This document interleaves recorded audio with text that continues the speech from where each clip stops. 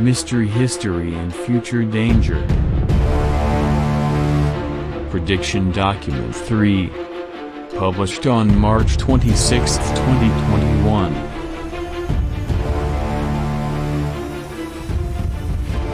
Reading the Universe.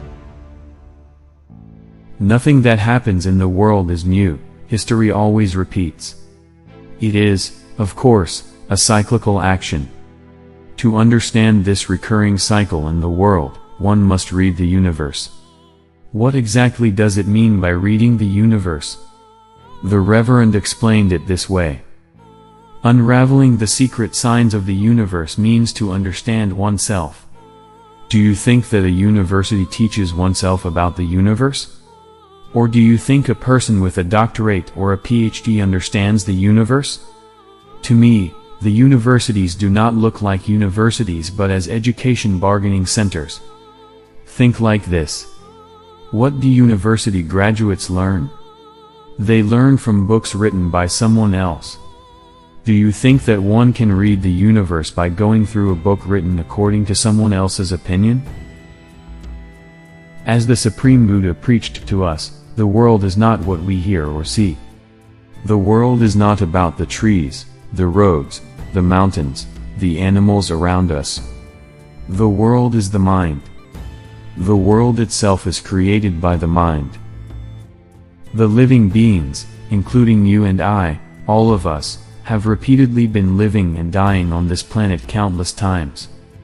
In some lives, in hell, others, in heaven, in this human world as humans, in the animal world as animals, and we may also have been antecedent beings in other unexplainable dimensions. We have all come so far to a point that we cannot see our emergence, our beginning. Yet, we all have a complete description of this long journey in one place. One place. The mind. A person who meditates and attains a developed intellect will have an increased conscious level. Hence, he will see the world differently, perceive it differently, where he gains the ability to decipher this long story stockpiled in his mind. Such a person will then understand the cyclical action that is constantly repeated in the world. Such persons read the universe. It is not as easy as merely reading a book. So, you have to understand that I am not making these predictions. It is the doctrine of the world. It is not about something new, but a constantly repeated course of actions. Think of the legend of King Rawana, which prevailed around 7,500 years back. The technology was advanced enough for aircraft to fly. But what happened ultimately?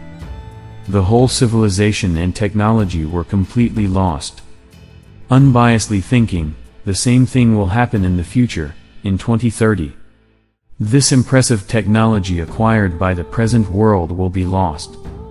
Nothing in this world is permanent. That is the doctrine of the world. At present, the world population surpasses 7 billion, I assume? Then, by 2030 it will at least be around 800 crores. Isn't that right? So, if 7 billion of the population perish, in the destruction that will occur in 2030, a small number of lives will remain in this world. So how can we possibly trust this technology to help us get away from the coming destruction? On that day, sometimes you might have to pull the goods using wooden logs. And that will mark the end of this technology. Then emerges a new technology. That is how this world is. Nothing novel is happening. The same thing will repeat, again and again.